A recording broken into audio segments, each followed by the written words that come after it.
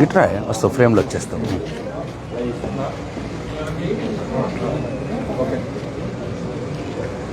అందరికి నమస్కారం. Public accounts committee అనేది ఈ పార్లమెంటరీ వ్యవస్థలో అత్యంత కీలకమైనది. ప్రజల యొక్క డబ్బుని ప్రజల యొక్క పని కోసం వాడే విధానంపై సమీక్ష చేసి ఆడిట్ చేసేదే, ప్రజల పక్షాన ఆడిట్ చేసేదే పబ్లిక్ అకౌంట్స్ కమిటీ. ఇది ప్రజల పక్షాన ప్రజల డబ్బుని ఆడిట్ చేస్తుంది కాబట్టి ప్రజల గొంతుకైనటువంటి ప్రజాస్వామ్యంలో ప్రజల గొంతుకైనటువంటి ప్రతిపక్షాలకే ఈ చైర్మన్ పదవి ఇవ్వడం అనేది ఈ రాష్ట్రంలో కావచ్చు, దేశంలో కావచ్చు, దశాబ్దాలుగా వస్తున్నటువంటి ఆనవాయితీ సాంప్రదాయం. కానీ ఈ ఆనవాయితీ సాంప్రదాయాన్ని ఈ కాంగ్రెస్ పార్టీ, తెలంగాణలో కాంగ్రెస్ పార్టీ ప్రభుత్వం అసెంబ్లీ సాక్షిగా తుంగలో తొక్కి ప్రజాస్వామ్యాన్ని కూని చేసింది అని చెప్పి బీఆర్ఎస్ పార్టీ భావిస్తూ ఉన్నది. మరి ఇవాళ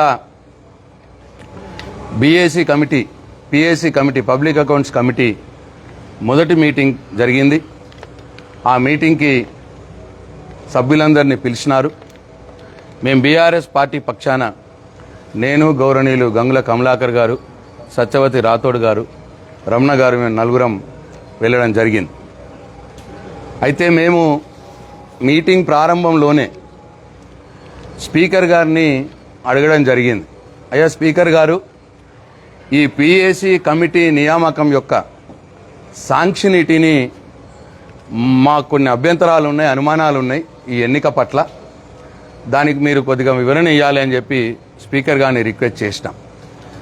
అడిగిన దాంట్లో మొదటిది ఏంటంటే, ఈ పిఏసీ కమిటీ అనేది బై ఎలక్షన్ చేసినారా, మీరు బై సెలక్షన్ చేసినారా అని అడిగినాం స్ట్రేట్గా.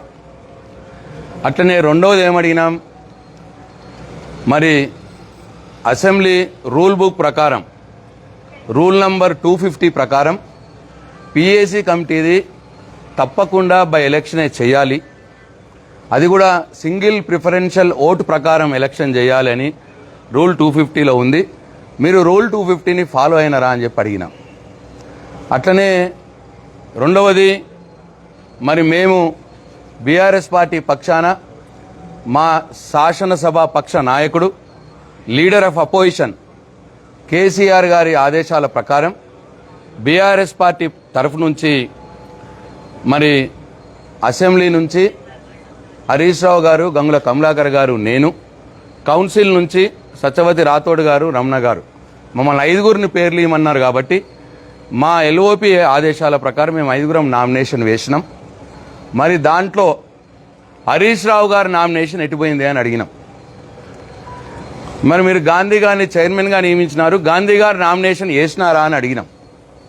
గాంధీ గారు నామినేషన్ వేస్తే మరి మా 5 నామినేషన్లతో పాటు మాకు 5గురు, మా సభ్యుల సంఖ్య ప్రకారం 5 ఉన్నాయి. మా ఎల్ఓపి లీడర్ ఆఫ్ అపోజిషన్ ఆదేశాల ప్రకారం మేము 5గురం వేసినాం నామినేషన్. మరి ఇంకో కొత్త నామినేషన్ మీరు గాంధీ గారితో వేయించుంటే మరి 5గురికి బదులు 6గురు నామినేషన్లు అయినాయి. మరి అప్పుడు ఎలక్షన్ జరిగిందా అని అడిగినాం. మేము ఎలక్షన్ జరిపినారా అని అడిగినాం. అట్లనే సాంప్రదాయం ప్రకారం ఈ పిఏసీ చైర్మన్ పదవిని అనాదిగా వస్తున్న సాంప్రదాయం, ఇటు రాష్ట్రంలో కావచ్చు, కేంద్రంలో కావచ్చు, లీడర్ ఆఫ్ అపోజిషన్ ప్రతిపక్ష నాయకుడిని సంప్రదించిన తర్వాతనే ఈ పిఏసీ చైర్మన్ని నిర్ణయం తీసుకోవాలి. ప్రతిపక్ష నాయకుడు ఎవరి పేరు చెప్తే ఆ పేరునే చైర్మన్గా స్పీకర్ గారు ప్రకటిస్తారు, స్పీకర్ గారు నియమిస్తారు. ఈ సాంప్రదాయం అనాదిగా వస్తున్నది. ఈ రాష్ట్రంలో ఉంది, అటు దేశంలో ఉంది. ఈ రాష్ట్రంలో మేమున్నప్పుడు ఎల్ఓపి జానారెడ్డి గారు ఉండే లీడర్ ఆఫ్ అపోజిషన్, వారు కిష్టారెడ్డి గారి పేరు చెప్పినారు. కిష్టారెడ్డి గారికి పిఏసీ చైర్మన్ ఇచ్చినాం.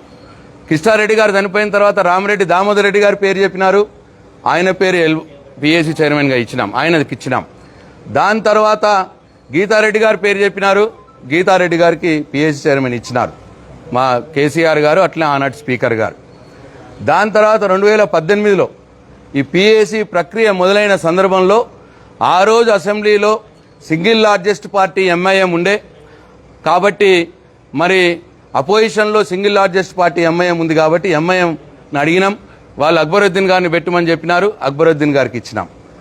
మాకంటే మొదలు కాంగ్రెస్ పార్టీ ఉన్నప్పుడు టీడీపీ నుంచి యనమల రామకృష్ణుడు గారు అయినారు పిఏసీ చైర్మన్ ప్రతిపక్షం నుండి, యతి రాజారావు గారు అయినారు ప్రతిపక్షం నుండి, అట్లనే నాగం జనార్దన్ రెడ్డి గారు అయినారు ప్రతిపక్షం నుండి, ఇట్లా టీడీపీ వాళ్ళు అయినారు ప్రతిపక్షం నుండి, కాంగ్రెస్ వాళ్ళు అయినారు. ఇవాళ దేశంలో అటు లోక్సభలో కూడా 2014లో కాంగ్రెస్ పార్టీ కేవలం 44 సీట్లే ఉన్నాయి, ప్రతిపక్ష హోదా కూడా లేదు. అయినా సరే సింగిల్ లార్జెస్ట్ పార్టీ పేరు మీద వాళ్ళకి 44 సీట్లు ఉన్నప్పటికీ మరి కాంగ్రెస్ పార్టీ సూచించిన అభ్యర్థిని థామస్ గారిని పిఏసీ చైర్మన్గా చేసినారు. తర్వాత మల్లికార్జున ఖర్గే గారిని పిఏసీ చైర్మన్గా చేసినారు. తర్వాత అధీర్ రంజన్ చౌదరి గారని వారిని కూడా పిఏసీ చైర్మన్గా చేసినారు. కాంగ్రెస్ పార్టీ ఎవరు సూచిస్తే వారి పేరుని. ఇవాళ ఈరోజు కూడా ఇవాళ రాహుల్ గాంధీ గారు ప్రతిపక్ష నాయకుడిగా ఉన్న లోక్సభలో రాహుల్ గాంధీ గారిని అడిగి రాహుల్ గాంధీ గారు కేసీ వేణుగోపాల్ గారిని పిఏసీ చైర్మన్ పెట్టండి అని స్పీకర్ గారికి ప్రధానమంత్రి గారికి చెప్తే ఇవాళ కేసీ వేణుగోపాల్ గారిని కాంగ్రెస్ పార్టీకి చెందిన వ్యక్తిని ఇవాళ ఈ దేశంలో పిఏసీ చైర్మన్గా పెట్టినారు లోక్సభలో. ఈ సాంప్రదాయాలన్నీ చెప్పినాం. మేము ఒకటే అడిగినాం, ఎట్లనైతే ఈ సాంప్రదాయాలు జరిగినాయో మరి మీరు పిఏసీ చైర్మన్ నియమించే సందర్భంలో గాంధీ గారిని నియమించే సందర్భంలో లీడర్ ఆఫ్ అపోజిషన్ అయినటువంటి కేసీఆర్ గారిని సంప్రదించినారా, ఎందుకు సంప్రదించలేదు అని అడిగినాం. ఈ ఏ ప్రశ్నకు కూడా స్పీకర్ గారు మౌనంగా ఉన్నారు. స్పీకర్ గారు దేనికి కూడా సమాధానం చెప్పలేదు. అక్కడ ఉన్నటువంటి ఎల్ఏ మినిస్టర్ శ్రీధర్ బాబు గారు మాత్రం అన్నిటికీ ఒకటే సమాధానం, స్పీకర్ గారి విచక్షణతోటి చేసినాం, అన్ని రూళ్లు పాటించినాము అని ఆ ఒకటే సమాధానం చెప్పినారు. మొత్తం రూల్స్ సాంప్రదాయాలను అన్నింటినీ కూడా తుంగలో తొక్కి ఇవాళ అసెంబ్లీ మర్యాదల్ని మంటగాల్చి ఇవాళ ఏదైతే పిఏసీ చైర్మన్ అనే సాంప్రదాయాన్ని కూడా ఇవాళ తుంగలో తొక్కి ఇవాళ పిఏసీ ప్రజల పక్షాన ప్రజల డబ్బు మీద ఆడిట్ చేసే ఒక కమిటీని ఇవాళ రాజకీయాలకు వాడుకున్నది కాంగ్రెస్ పార్టీ అని చెప్పి ఇవాళ మేము భావిస్తూ ఉన్నాం. ఇది చాలా దుర్మార్గం, చాలా అన్యాయం. మేము అడిగిన ఏ ప్రశ్నకు కూడా వాళ్ళు పిఏసీలో సమాధానం చెప్పలేదు, స్పీకర్ గారు చెప్పలేదు. మరి శ్రీధర్ బాబు గారు కూడా కేవలం బ్లంట్గా మేము రూల్ ప్రకారమే పోయినాం, స్పీకర్ గారి విచక్షణతోటే పోయినామని చెప్పినాడు. కానీ మీరు లీడర్ ఆఫ్ అపోజిషన్ని సంప్రదించిర్రా అన్న మాటకు సమాధానం లేదు. హరీష్ రావు గారి నామినేషన్ ఎటుపోయింది అన్న మాటకు సమాధానం లేదు. మీరు ఎలక్షన్ చేసినారా అన్న మాటకు రూల్ 50 ప్రకారం ఎలక్షన్ చేసినారా అన్న మాటకు సమాధానం లేదు. అట్లా వాళ్ళు దేనికి కూడా సమాధానం ఇవ్వకుండా బుల్డోజింగ్గా వాళ్ళు పోయే సందర్భంలో మరి మేమందరం కూడా ఆ మీటింగ్ నుంచి వాకౌట్ చేసి ఇవాళ మా నిరసనని తెలియజెప్పినాం. ఆ మీటింగ్లో ఇవాళ ప్రజలకు కూడా విజ్ఞప్తి చేస్తూ ఉన్నాం, మేధావి లోకానికి కూడా విజ్ఞప్తి చేస్తూ ఉన్నాం. తెలంగాణ బుద్ధిజీవులు కూడా ఆలోచించాలి. ఈ కాంగ్రెస్ పార్టీ రేవంత్ రెడ్డి గారు ముఖ్యమంత్రిగా ఉన్నటువంటి ప్రభుత్వం ఎంత బుల్డోజింగ్గా ప్రతిపక్షాల గొంతు నొక్కి మరి ప్రజల యొక్క డబ్బు ప్రజల కోసం మరి ఎట్లా ఖర్చు పెడుతున్నారు, మంచిగా ఖర్చు పెడుతున్నారా లేదా అని ప్రజల కోసం ఆడిట్ చేసే ఈ పిఏసీ కమిటీని కూడా కాంగ్రెస్ పార్టీ వాళ్ళ రాజకీయాలకు వాడుకొని ఇవాళ ప్రజల యొక్క డబ్బుని ప్రశ్నించేవారు, వాళ్ళు ఖర్చు చేసే విధానాన్ని ప్రశ్నించేవారు లేకుండా చేసుకోవాలని చెప్పి వాళ్ళ హరీష్ రావు గారి నామినేషన్ని తిరస్కరించారు, పేరు లేకుండా చేసిండ్రని చెప్పి మేము భావిస్తా ఉన్నాం. దయచేసి మేధావులారా, బుద్ధిజీవులారా దయచేసి ఆలోచన చేయండి అని చెప్పి మేము కోరుతా ఉన్నాం.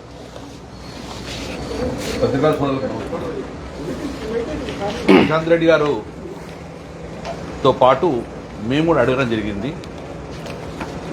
మీరు ప్రజాస్వామ్యబద్ధంగా ఎన్నికబడ్డ స్పీకర్ గారు ప్రజాస్వామ్యాన్ని కాపాడండి, పరిరక్షించండి. మీరు ఎన్నికలు జరుగుతూ ఉంటాయి. మరి మేము నామినేషన్ వేసినప్పుడు 13 మంది సభ్యులు ఉన్నారని మాకు తెలుసు. అప్పటికి గాంధీ గారు నామినేషన్ వేయలేదు. క్లియర్గా మమ్మల్ని ముగ్గురిని ఏమంటే మేము ముగ్గురు ఎమ్మెల్యేలము, 2 ఎమ్మెల్సీలు వేసినాము. ఆ రోజే మీరు ఇద్దరంటే గిట్ట మేము డ్రాప్ అవుతాం. ఆ రోజు హరీష్ రావు గారికి ఇస్తా అని చెప్పి 13 మంది నామినేషన్ చేసిన తర్వాత 14వ పేరు ఎట్లా వచ్చింది అని మేము అడిగినాం. దాన్ని బయట పెట్టండి, నామినేషన్ ప్రక్రియ అంటడంగా ఇంతవరకు దాన్ని బయట పెట్టే పరిస్థితి లేదు. నాకు తెలిసిన ప్రకారం 14వ వ్యక్తి లేడు. అరకప్పుడు గాంధీని తర్వాత ఇంక్లూడ్ చేశారు. సరే ఇంక్లూడ్ చేశాడు. చేసిన తర్వాత కూడా ఎన్నికలకు పోతే బాగుండు. అపోజిషన్ లీడర్ కూడా ఇన్ఫర్మేషన్ కూడా హరీష్ రావు గారి పేరు డిస్మిస్ చేశారు, తీసేయడం జరిగింది. మమ్మల్ని అడిగితే మా పేరు డ్రాప్ చేసుకుంది కదా. హరీష్ రావు గారు పిఎస్సీ చైర్మన్ ఉండడం ఎందుకు భయపడుతున్నారు? ప్రభుత్వం ఎందుకు భయపడుతున్నారు? అది మొదలే మీరు హరీష్ రావు గారి పేరు పిఎస్సీ చైర్మన్ నుంచి తీసుకొస్తే తప్పులు చేయొచ్చని ఆలోచన ఉన్నారా? అందుకే పబ్లిక్ అకౌంట్స్ కమిటీ అనేది చాలా ఇంపార్టెంట్. కాబట్టి డెఫినెట్గా డేగా కన్నులతో చూస్తాం. నేను ఇప్పటికే చెప్తాం, కోర్టుకని ఆశ్రయిస్తాం. నామినేషన్ ప్రక్రియ కరెక్ట్ జరగలేదు. ఇప్పటికి మేము డిమాండ్ చేస్తున్నాం, ఆ రోజు నామినేషన్ యొక్క లిస్టు బయట పెట్టండి, ఎంతమంది నామినేషన్ చేశారు అని. కాబట్టి ఇది స్పీకర్ గారు మీరు మౌనంగా ఉన్న మాకు బాధ చేసింది. మా హక్కులను కాపాడుతున్న స్పీకర్ గారు మీరు నిజంగానే మాకు బాధ కలిగింది. మాకు ఈరోజు రెండోది, స్పీకర్ గారు మిమ్మల్ని కలుస్తామని చెప్పాము కానీ మీరు వెళ్ళిపోయారు. మీటింగ్ అయిన తర్వాత మీరు కలుస్తామని చెప్పాను ఎమ్మెల్యేలు. చాలాసేపు ఎదురు చూసాము కానీ స్పీకర్ గారు లేరు. ఈరోజు మా ఎమ్మెల్యేలు ప్రజలచే ఎన్నుకోబడి మేము ప్రజాపత్నం, ప్రజలు మమ్మల్ని ఎన్నిక చేశారు. కాంగ్రెస్ పార్టీ పోటీ చేసింది, బీజేపీ పార్టీ పోటీ చేసింది. కాంగ్రెస్ పార్టీని ఓడగొట్టిన ప్రజలు మా కాన్స్టిట్యూన్సీ జిల్లాలో. ప్రజలచే ఎన్నుకోబడిన మేమందరం ఉండగా రాజ్యాంగబద్ధంగా మాకు కాపాడొచ్చే బాధ్యత స్పీకర్ గారు. ఈరోజు ఎస్డిపి నిధులు ఇస్తుండ్రు. ఎస్డిపి నిధులు ఏమని ఆర్డర్ ఇస్తుండ్రు? ఓడిపోయిన కాంగ్రెస్ అభ్యర్థి మీద జియో ఇవ్వడం జరిగింది. ఓడిపోయిన కాంగ్రెస్ అభ్యర్థి మీద జియో అయింది. ఇది మీకు ఇష్టం. ఇది క్లియర్గా మెన్షన్ చేసిండ్రు. The Puramalla Srinivas constituency Congress party incharge అని ఇచ్చిండు. ప్రభుత్వ నిధులు అండి ఇవి. ప్రభుత్వ నిధులు ఒక ఓడిపోయిన మూడో ప్లేస్కి వెళ్ళిపోయిన వ్యక్తికి ఈరోజు ఎస్డిపి నిధులు ఇవ్వంటే ఎవరి సొమ్మండి ఇది? కాంగ్రెస్ పార్టీ సొమ్మ మీరు దానం చేసేందుకు? కాంగ్రెస్ పార్టీ కార్యకర్తలు దానం చేసేందుకు? సూపర్. కాంగ్రెస్ పార్టీ సొమ్ము కాదు ఇది, ప్రజల సొమ్ము. ప్రజలు గెలిపించిన ఎమ్మెల్యే ఉన్నాడు కదా, ఎమ్మెల్యే ద్వారా డెవలప్మెంట్ చేయవను. ఈరోజు ఓడిపోయిన వ్యక్తి, మూడో ప్లేస్ పెట్టిన వ్యక్తికి మీద ఈరోజు ప్రభుత్వం ఎస్డిపి నిధులు ప్రొసీడింగ్ ఇస్తుందంటే మరి మమ్మల్ని ప్రజలు ఎందుకు గెలిపించినందుకు ఎందుకు రావాలి అసెంబ్లీకి? స్పీకర్ గారు ఇమ్మీడియట్గా దీని మీద చర్యలు తీసుకోండి. మా హక్కులను కాలరాయకుండా కాపాడండి, మీ బాధ్యత. మూడోది, గెలిచి కాంగ్రెస్ ఎమ్మెల్యేలు ఉన్న ప్రజలు ఎన్నుకోబడరు, మేము ప్రజలు ఎన్నుకోలేదా? మా దగ్గరకు వచ్చి ఒక కానిస్టేబుల్ ఆడు కానీ వీళ్ళకి ఎస్కార్ట్ తీసుకొని పోతూ ఉంటుంది కాంగ్రెస్ అని చెప్పి. ఇది ఎక్కడ న్యాయం? అది కూడా స్పీకర్ గారు దయచేసి మీరు మా హక్కులను కాలరాయకుండా చూసుకోండి. కళ్యాణ లక్ష్మి చెక్ ఆ రోజు గౌరవ ముఖ్యమంత్రి గారు ఎమ్మెల్యే ఆ కాన్సెప్ట్ ఎమ్మెల్యే బాస్ అని చెప్పి ఎమ్మెల్యేని మెన్షన్ చేసి కళ్యాణ చెక్కులు ఎమ్మెల్యే సిఫారసు చేయాలి, ఎమ్మెల్యేనే ఆ రోజు డిస్ట్రిబ్యూట్ చేయాలని చెప్పింది. కానీ ఈరోజు ఏమున్నది? మేమోనా చెక్కులు వంచాలంటే ఎంఆర్ఓ ఆఫీస్కి పోవాలి, కానీ కాంగ్రెస్ పార్టీ ఎమ్మెల్యేలకు ఆ చెక్కులు కాంగ్రెస్ పార్టీ ఆఫీస్కి పోతున్నాయి ఈరోజు. ఇది ఎక్కడ వివక్ష? కళ్యాణ చెక్కులు కూడా రాజకీయం చేసే పరిస్థితి వచ్చింది.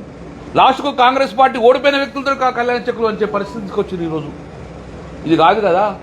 20 సంవత్సరాల నుంచి మేము ఎమ్మెల్యేగా ఉన్నాం. 20 సంవత్సరాల నుంచి రాజశేఖర రెడ్డి ముఖ్యమంత్రి వచ్చున్నాం, మేము కిరణ్ కుమార్ రెడ్డి ముఖ్యమంత్రి ఉంచున్నాం, రోషయ్య ముఖ్యమంత్రి ఉన్నాం. కానీ ఏ రోజు మేము ఇప్పుడు ప్రతిపక్ష ఎమ్మెల్యేను తప్పుగా చూడలేదు, గౌరవించే కాపాడింది. ఇవాళ రాజశేఖర రెడ్డి గారు గౌరవించే కాపాడారు. బుల్లో జైలు ఎప్పుడు. ఇది కాదు. స్పీకర్ గారు మీరు దయచేసి మా హక్కులను కాలరాయకుండా కాపాడండి, పరిరక్షించండి. మేము దృష్టి తీసుకొస్తున్నాం. ఇది చాలా చెడ్డ పేరు, మీ పార్టీ కూడా చెడ్డ పేరు వస్తుంది. ఓడిపోయిన ఎమ్మెల్యేలతో డిస్ట్రిబ్యూట్ చేసి ఓల్డ్ ఎమ్మెల్యేకి ఎస్డిపి ఇవ్వడము, అది ఏమెట్టు నిధులు చూస్తే పరీక్ష. దీని మీద ఆడిట్ జరగాలి. కాబట్టి దయచేసి స్పీకర్ గారు త్వరలో మీరు మాకు టైం ఇస్తే మేము అందరం కలుస్తాం. కాబట్టి మా హక్కులను పరిరక్షించమని కోరుతున్నాం. మీడియా సోదరులకు నమస్కారం. ఈరోజు జరిగిన విషయమంతా గౌరవ మాజీ మంత్రివర్యులు శాసనసభ్యులు అన్న ప్రశాంత్ రెడ్డి గారు, కమలాకర్ అన్న చెప్పారు. స్పీకర్ గారి మౌనం మా అందరినీ బాధించింది. పిఎస్సి కమిటీ నిర్ణయంలో మీ పాత్ర లేనట్టు కనిపిస్తూ ఉంది. ఒక రాజకీయ నిర్ణయం తప్ప ఒక అసెంబ్లీలో జరగాల్సిన నిర్ణయం లాగా ఇది జరగట్లేదు. ఇది చాలా దురదృష్టకరం. అందుకనే మేము వాకౌట్ చేయడం జరిగింది. మీరు ఇప్పుడే ఒక పిఎస్సి చైర్మన్గా ఒక మంచి లీడర్, 10 ఏళ్ళుగా మంత్రిగా పనిచేసి అనేక వ్యవహారాల్లో మరి అనుభవం ఉన్న వ్యక్తి చైర్మన్గా వస్తే మీరు ఇప్పుడే భయపడుతున్నారు. నిజంగా అధికారులు కానీ వేరే వాళ్ళు తప్పు చేయకుండా దీని మీద ఒక నిఘా ప్రతిపక్షం పెడుతుంది, ప్రశ్నిస్తుంది. ఇది మీ పార్టీకి, మీ ప్రభుత్వానికి మంచి పేరు వచ్చే అంశం. కానీ అన్నిట్లో జోక్యం కల్పించుకునే గౌరవ ముఖ్యమంత్రి గారు కానీ ప్రభుత్వం కానీ ఇలాంటి తప్పిదాలు చేసి మరింత తప్పులు చేయడానికి అధికారులకు ఆస్కారం ఇస్తున్నట్టు మేము భావించాల్సి వస్తుంది. ఇది సరి అయింది కాదు. ఇప్పటికైనా మీ పద్ధతి మార్చుకోండి. మీరు ఒక చైర్మన్ని ఇవ్వకుంటే మళ్ళీ దీనివల్ల మీరేదో గొప్ప పని చేసినట్టు భావిస్తే అది మీ మూర్ఖత్వం తప్ప ఇంకోటి కాదు. తప్పకుండా ప్రజాక్షేత్రంలో మేధావుల దగ్గర విద్యావంతుల దగ్గర మేము ఈ విషయంలో తప్పకుండా కాంగ్రెస్ ప్రభుత్వం కాంగ్రెస్ పార్టీ గౌరవ ముఖ్యమంత్రి చేస్తున్న అన్ని విషయాల్ని ఎండగడతాం. అలాగే గౌరవ అన్న కమలాకర్ గారు అన్నట్టు శాసనసభ్యుల్లో కూడా అందరు ప్రజల ఆమోదంతో ప్రజలు ఓట్లేస్తే గెలిపించిన వాళ్లను సమానంగా చూడాల్సిన బాధ్యత, వాళ్ళ హక్కులను పరిరక్షించాల్సిన అవసరం స్పీకర్ గారికి ఉంది. కానీ వారెందుకో గౌరవ శాసనసభ్యులు బీఆర్ఎస్ పార్టీని వీడి వేరే కాంగ్రెస్ పార్టీలోకి వెళ్ళిపోతే అనర్హత వేటు వేయమని చెప్పి మేము చెప్పినా వినలేదు. ఇప్పుడు కోర్టే మీకు డైరెక్షన్ ఇచ్చింది. దాని మీద కూడా త్వరగా నిర్ణయం తీసుకొని మీరేంటో ప్రూవ్ చేయాలి. మనం గవర్నర్ని లేకపోతే స్పీకర్లను కేవలం స్టాంపులుగా ముద్రలుగా అనుకుంటాం, కానీ అది కాదు అని మీ విచక్షణాన్ని ఉపయోగించి దీని మీద నిర్ణయం తీసుకోవాలని నేను రిక్వెస్ట్ చేస్తున్నాను. అన్నట్టు నేను ఇన్ఛార్జ్ మంత్రిగా ఉన్నప్పుడు ములుగులో సీతక్క ఎమ్మెల్యే ఉండేది. ఏ ఒక్క కళ్యాణ లక్ష్మి చెక్కు నేను పంచలేదు, నిర్ణయం కూడా తీసుకోలేదు. తనతోనే పెట్టించి ఆమెతోనే ఊరూరికి తీసుకొని పోయి పంచి తిరిగి ఎమ్మెల్యే కాగలిగింది ఆమె. కానీ ఎమ్మెల్యేల హక్కులు కూడా కాల రాసే అధికారం కానీ ఇది మీకు లేదు అనే విషయాన్ని మీరు గుర్తుంచుకోవాలి. ఒకవైపు రేవంత్ రెడ్డి గారు ఎమ్మెల్యేలు పార్టీలు మారితే రాళ్లతో కొట్టమన్నారు, కానీ గెలిచిన మొదటి రోజు నుంచి అదే పని మీద ఉన్నారు. ఈరోజు మీరు సభా సాంప్రదాయాల్ని పక్కన పెట్టి గాంధీ గారి మీద మాకు కోపం లేదు, కానీ మీరు తీసుకున్న నిర్ణయం ఒకవైపేమో గాంధీ గారు కూడా బీఆర్ఎస్ అని చెప్తున్నారు. బీఆర్ఎస్లో నుంచి ఎవరిని చైర్మన్ చేయాలనేది మా నాయకుడు ప్రతిపక్ష నాయకుడైన గౌరవనీయులు కేసీఆర్ గారు నిర్ణయిస్తారు. నిర్ణయించే హక్కు మీకెవరికి ఇచ్చిందని చెప్పి మేము ప్రశ్నిస్తా ఉన్నాం. కాబట్టి ఇప్పటికైనా గడిచిన 10 నెలలుగా జరుగుతున్న అన్ని విషయాల్ని ప్రజలు గమనిస్తూ ఉన్నారు. మీరు ఎన్ని వాగ్దానాలు ఇచ్చి ఎన్ని నుంచి వెనక్కిపోయినరు. అలాగే వాగ్దానాలు పక్కన పెడితే ఈ అసెంబ్లీ సాక్షిగా కూడా మీరు తప్పులు చేస్తున్నారు. ఇది సరి అయింది కాదు. దీన్ని వెంటనే సరిదిద్దాలని చెప్పి మేము డిమాండ్ చేస్తూ ఉన్నాం.